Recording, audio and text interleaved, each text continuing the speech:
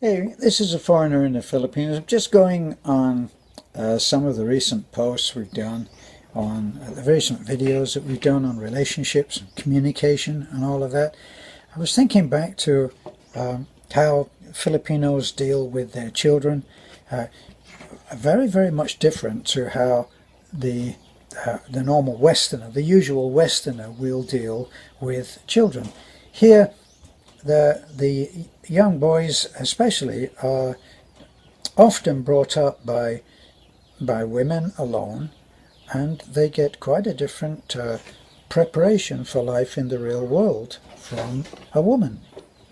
Now, if they are the only boy in among, say, several sisters, they will be treated like a little prince.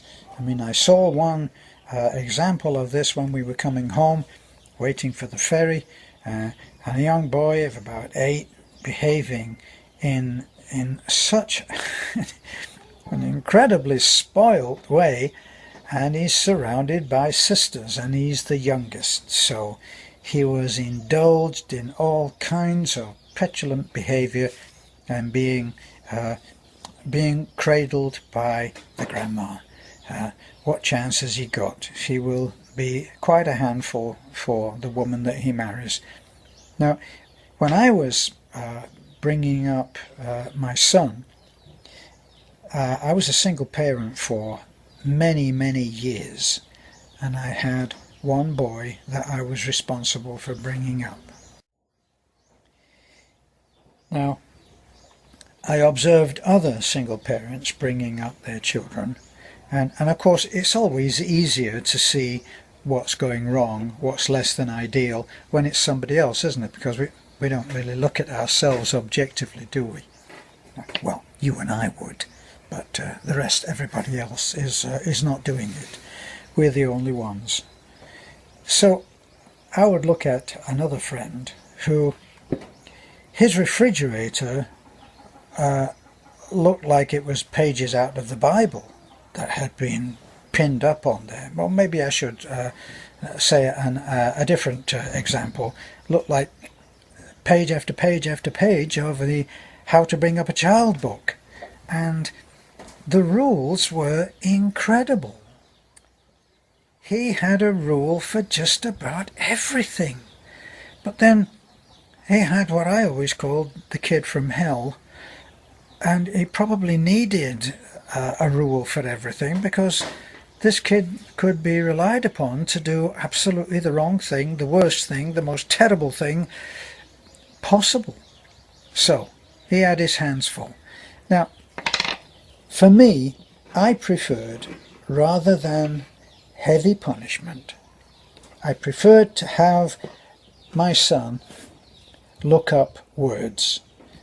Now, if he behaved in a certain way which wasn't ideal, which wasn't acceptable, and he was being selfish or irresponsible, I would write down some words and I would say, I want you to look up these words and then come back to me when you have learned how to define, understand and define the word to me. I want you to come back. And so he would go off with his list of words, not a huge long list of words, like one word, like say selfishness, or consideration, or responsibility, or empathy. Now that was a big one, that empathy, because it meant that he would learn how the other person felt, and I thought that was really important. So he would come back, I would sit down, I would say, okay, what's the first word? And he would say responsibility. And I'd ask him, well, what do you think that means? What does that mean in relation to, say, you and me? And he would give me his definition, and it would either be good enough or not. And if it wasn't, he would go back and do it again. We only had one rule that could go on the refrigerator. So, in other words, it didn't go on the refrigerator because everybody can remember one rule. And that rule was, you cannot refuse a sincere apology. So if something has gone wrong and the person comes to you and says, Dad, I'm really sorry. If I'd done something that I was sorry for, I would go to him and say, look, I'm sorry. And the rule was you couldn't refuse a sorry. So, whenever anything went wrong, we would have probably a talk. He would go away, I'd go away. We'd each think about our part in whatever had happened, and then we'd come back with a sorry. And if it was sincere and heartfelt, if the sorry was to me, I couldn't refuse it. If I was still feeling upset about it, well, I'd damn well I'd have to deal with it, because he'd said he was sorry. He did his time, he said he was sorry, and vice versa. So that meant that we had a fairly sane relationship and a fairly sane household. Just the two of us. So that was an important one. Now I say we only had one rule, but really there was more than one rule.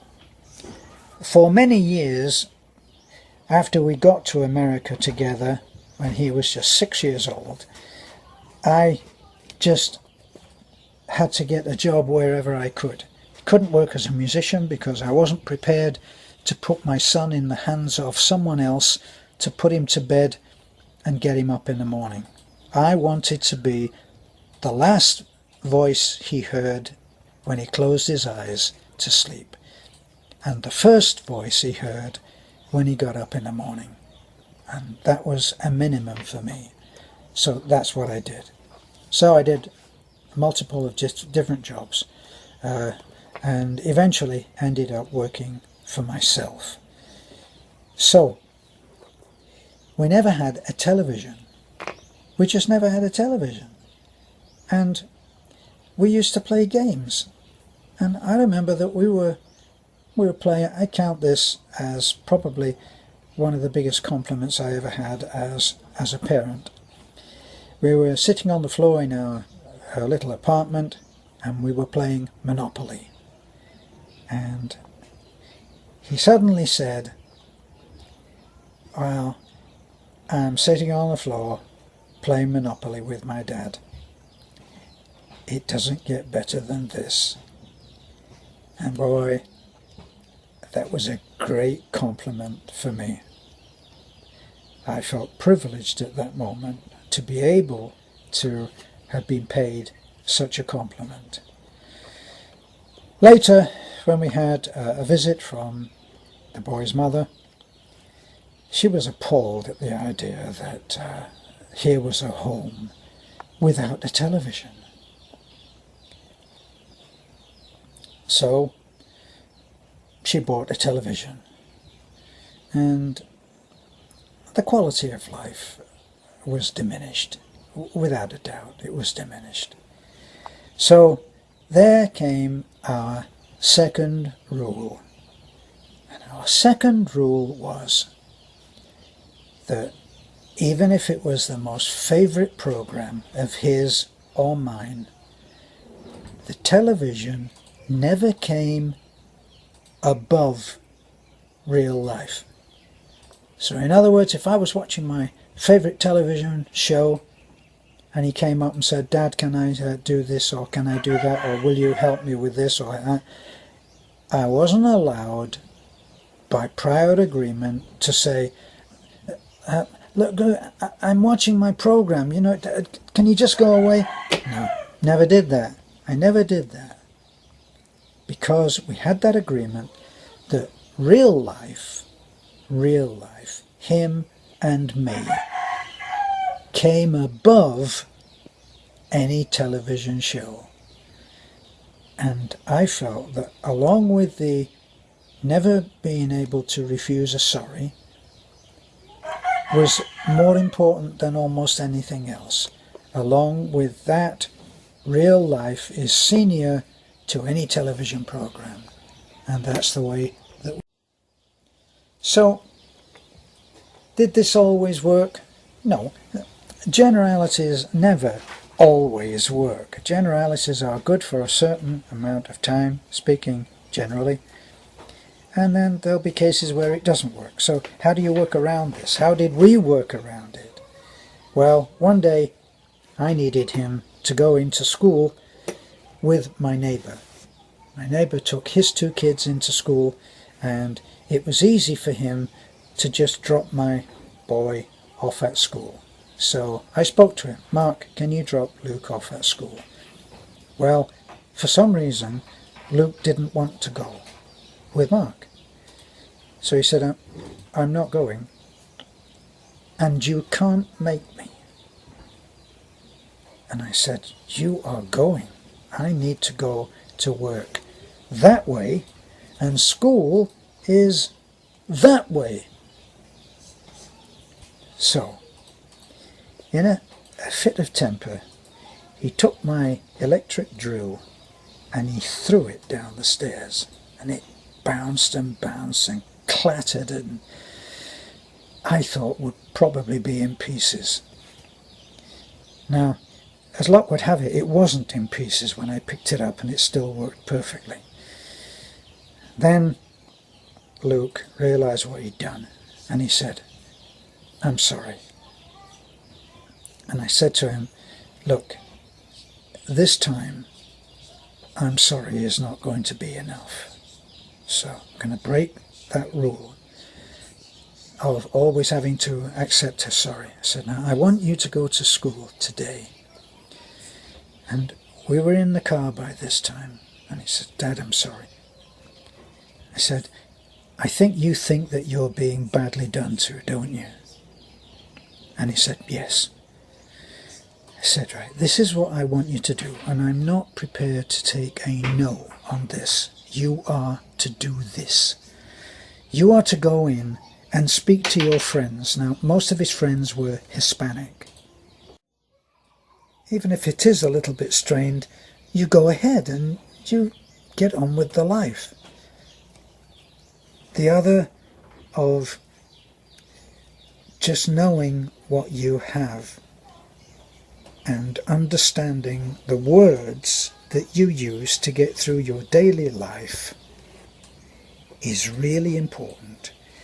And bringing about understanding rather than punishment is a big thing. Now, sometimes you're a little bit too late for introducing the idea of just understanding, but making someone understand the words that they use is never a bad thing.